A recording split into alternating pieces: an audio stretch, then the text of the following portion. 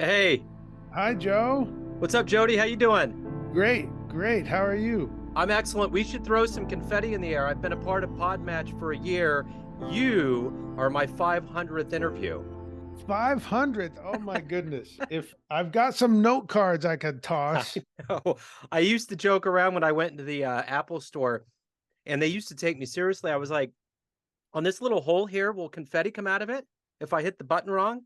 So, that's we need to have something like that. I don't know if Zoom could equip that, but anyways, it's wonderful to meet you, and I'm so glad that you're a part of the this kind of christening of my 1 year on Podmatch. Yeah, well, that is wonderful. How cool to be 500th interview. It's weird, yeah, all of it. There's always some kind of milestone lurking around the corner, you know. Yeah, that's right. Well, we don't usually take enough time to celebrate. So Yeah. I'm glad you're acknowledging it. Yeah, it's cool. Yeah, yeah. I'll have my digital piece of cake now for sure. So, well, cool, man. It's great to meet you. And before we get into your life, what I would like to do, I always, before we get into this, I got to ask you a question. Dennis Miller back in the 90s used to have a stand up bit, and he'd always say, "Where do park rangers go to get away from it all?" And it Yeah, was one of you my favorite jokes. Yeah, I don't know if people knew the Dennis Miller bit when they would ask, but people would ask, "Hey, where do park rangers go on vacation?" And my my response always was, "Oh, I just go to the mall." There you go. Yeah, which the truth is, a park ranger just goes to another park for vacation, That's but it. the mall joke always got a laugh. I love it. Yeah, it's great for sure. So before we get into your life as a park ranger and podcaster and what you're up to these days, we all lived through the pandemic and it did its own thing to all of us. How did you survive the pandemic and how has it changed the way that you view the world and do things now? Well, the pandemic was interesting for everyone, I'm sure. I had a front row seat into some really neat ways that my clients handled it. And so that I'm going to tell you that as a reflection of how I handled it. So I had three clients that I'll think of in particular. That one said, "Now is a good time to back off and just reevaluate things and see what I want to do and how I want to do it. And do I want to change anything?" Another client said, I'm always so busy out speaking. This is a great time to step back and create content and courses and books and all of that. And the other said, well, this is tough on me. So I'm sure it's tough on everyone else. So let's find a way to create as much stuff as we can for free for people.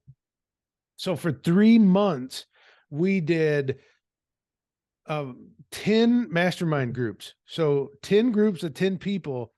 They met every 2 weeks, but we met with one group every day for 3 months. And then we did a daily podcast for 3 months.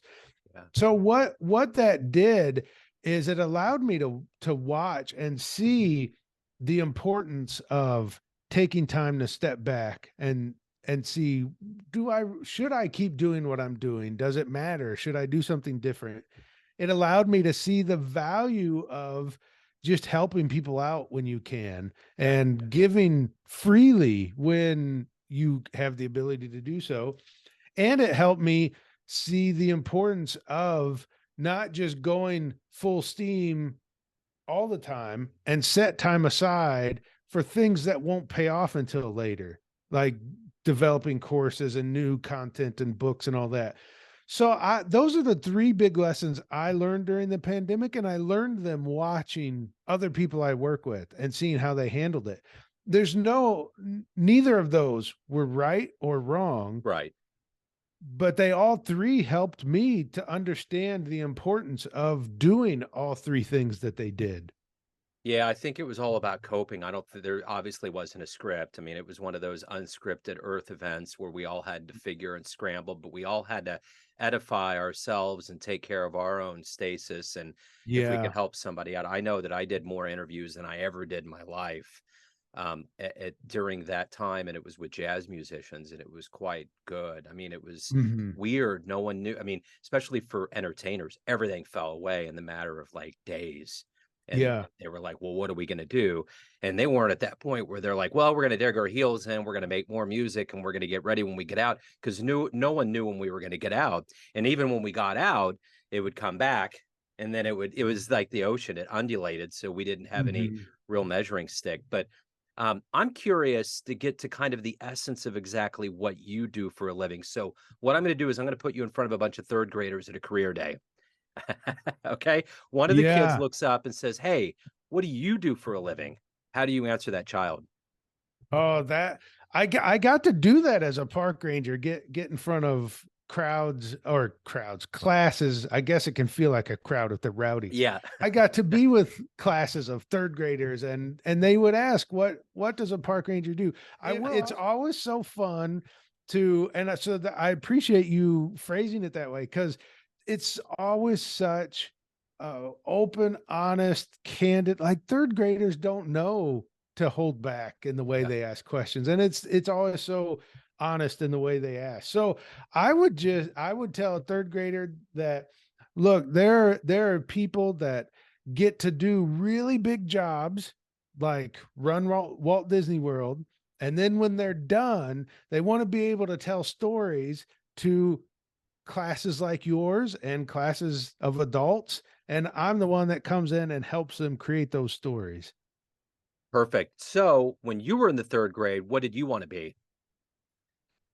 When I was in third grade, I actually wanted to be a park ranger. So I love not it. many people get to grow up and do what they dreamed of when they were younger, and I got to do it. I got to be a park ranger.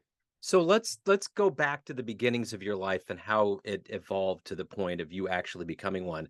Tell me where you were born and raised, and what were the seeds that were put in you that became who you were and are now? Well, I grew up, I was born, raised, lived until after college in Peoria, Illinois, Okay. which is right in the center of Illinois, right between St. Louis and Chicago, and a Mm. great place to be from. And we would go on family camping trips every summer, and that is what planted the seed. Up until my dad got cancer and couldn't go anymore, that was our summers. And it gave me a love for road trips. It gave me a love for parks and park rangers, because that's like, when you love parks and you're little, a park ranger in that flat hat is as iconic and as exciting as Mickey Mouse when you go to Disney World. At least Yeah. that's how it felt to me.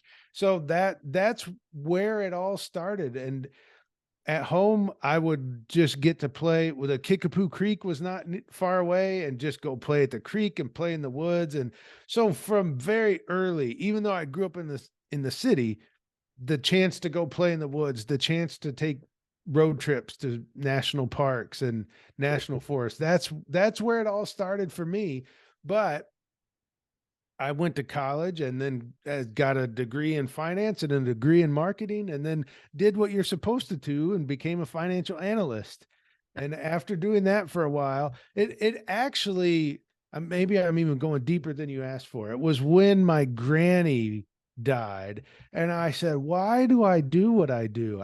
If I do my job really, really well, maybe shareholders make a little extra, and Yeah. that's it." Yeah. And I said, I think it's time to do something different. And that's when I decided, I always wanted to be a park ranger. Why not? And that process took a year to make happen. And it was the type of environment where I couldn't say what I was up to, because if you don't want to be here, they'll find someone that does. So Yeah. I had to go back to school at night and all of that.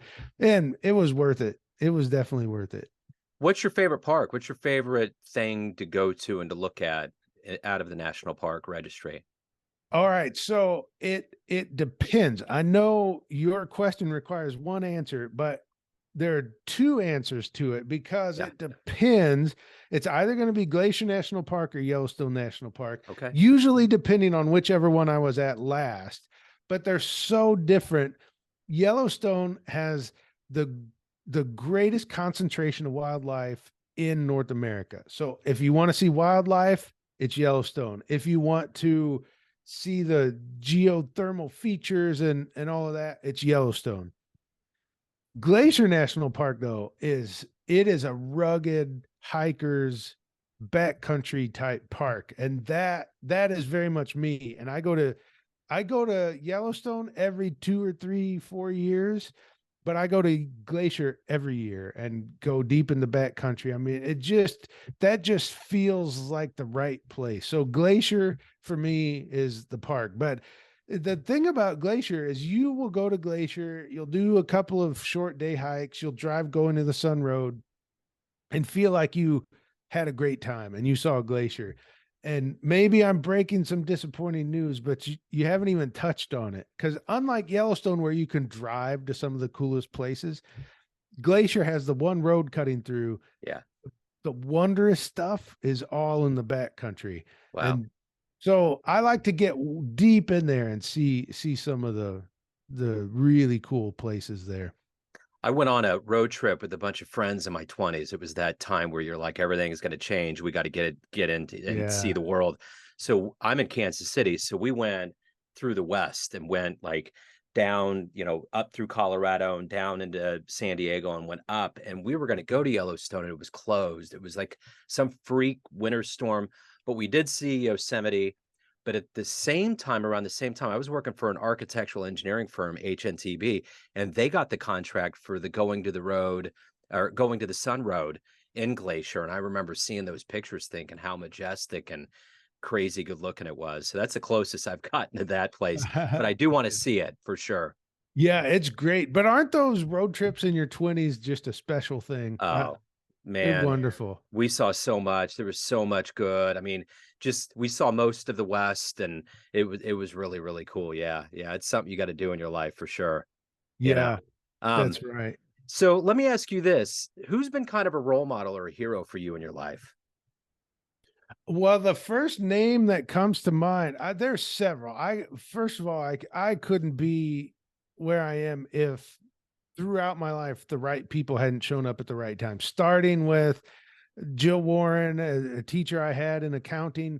Now, I've always called her Mrs. Warren. She insists I call her Jill. We compromised by me calling her Jill Warren instead of Mrs. Warren or Jill. So she started it for me. I felt like she was one of the first people in a role like that believed in me. And so that it starts there. Most recently is Lee Cockrell. He was the executive vice president of Walt Disney World for 10 years.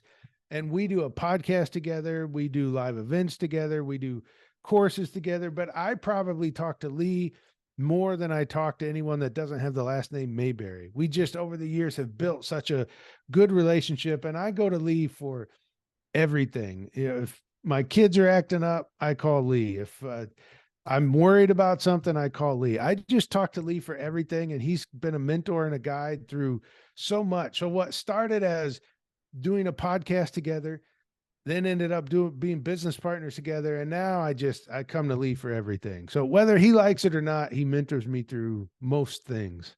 So as a podcast host, who would be a dream guest for you?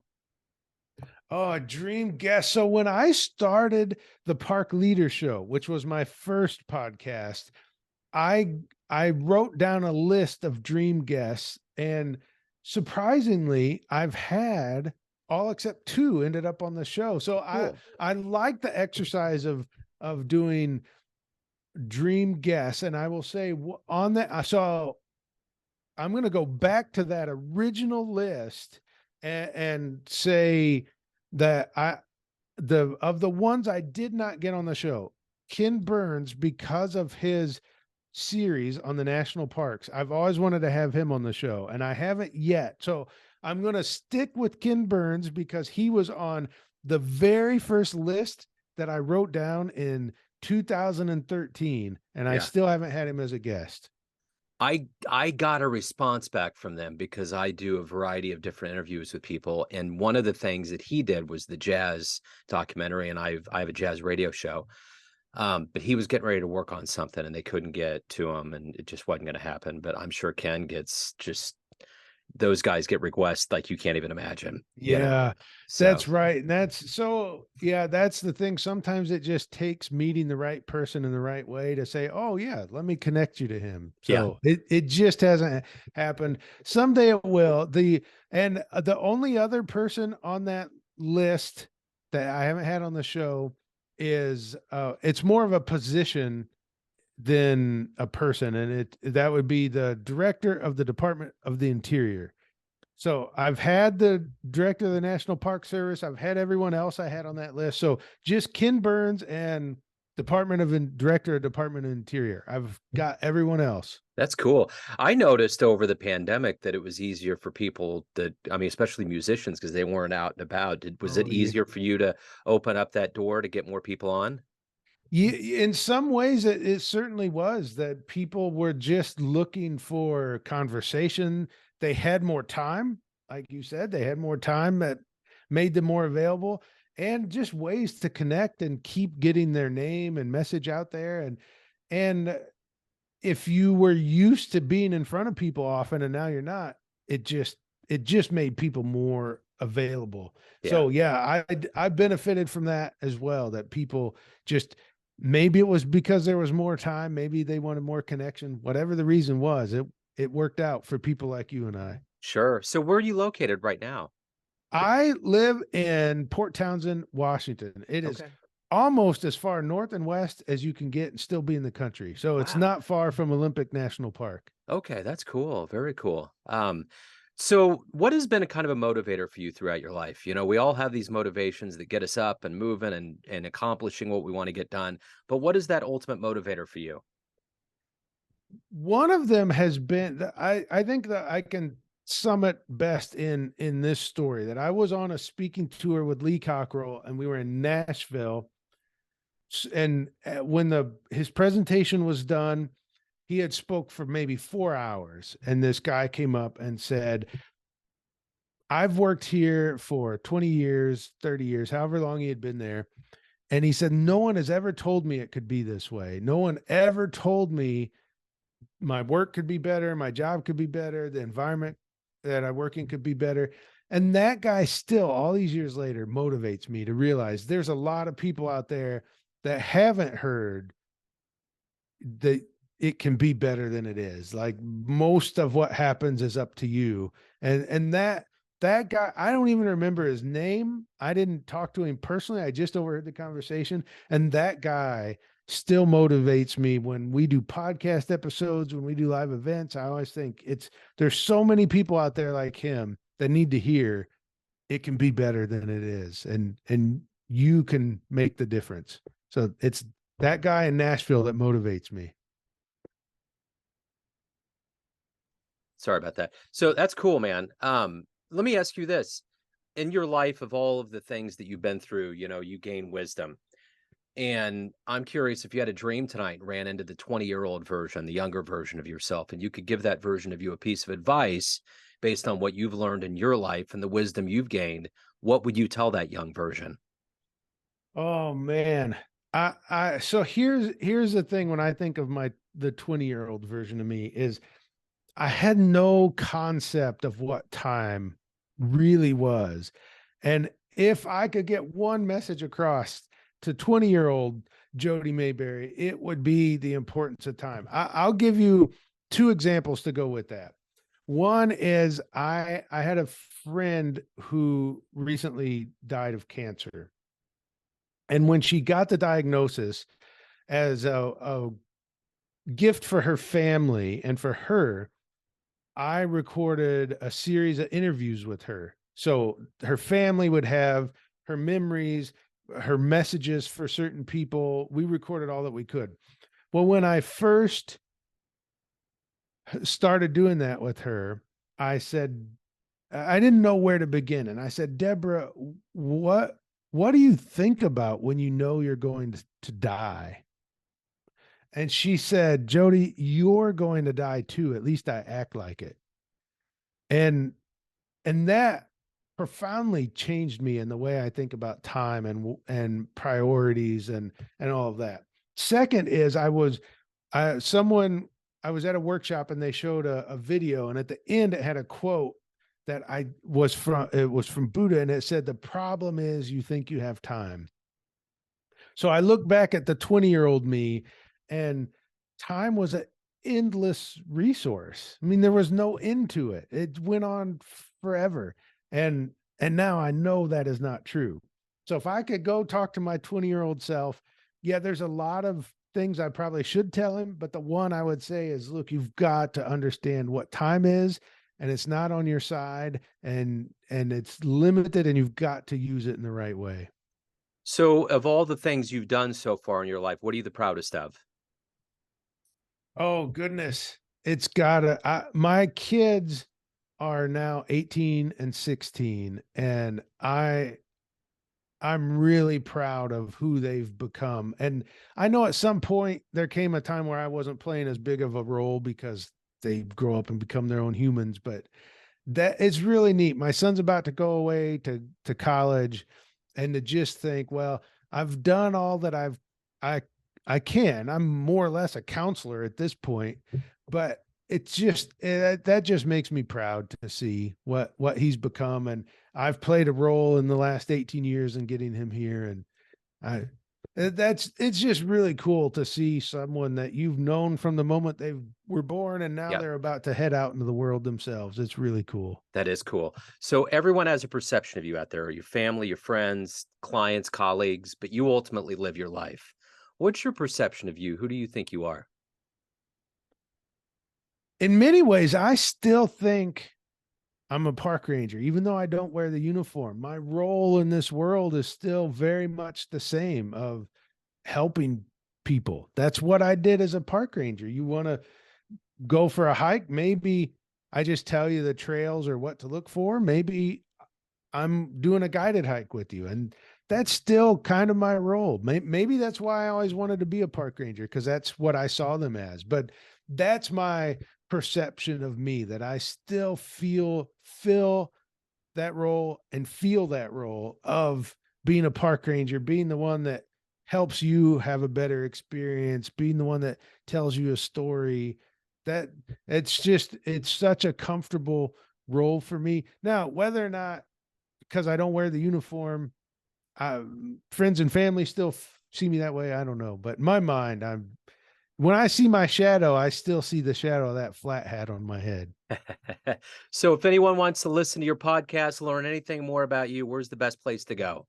The best spot is jodymaberry.com. You can see everything I'm up to, all the shows. I'm involved in a lot of shows. By now I've done 1,700 episodes of the various shows, but they're all right there on my website, jodymaberry.com. You can find the Jody Maberry Show, the Park Leader Show, Creating Disney Magic, all the others. About to launch a new one this summer that I'm excited about, with another former Disney executive. That one's going to be a fun one. So it'll show up there as well when it's ready. Right on, man. Jody, thank you for being a part of the 500th. Best of luck with everything. Well, thank you. And that didn't get enough credit. The 500th interview. How cool is that? What an honor to be the one sitting in the chair when it happens. Absolutely. It was the lucky Willy Wonka ticket. So we'll have to add confetti to this in production. Yeah, there we Post-production. go. Thank you so much, Joe. Cool, man. Thank you. Nice to meet you.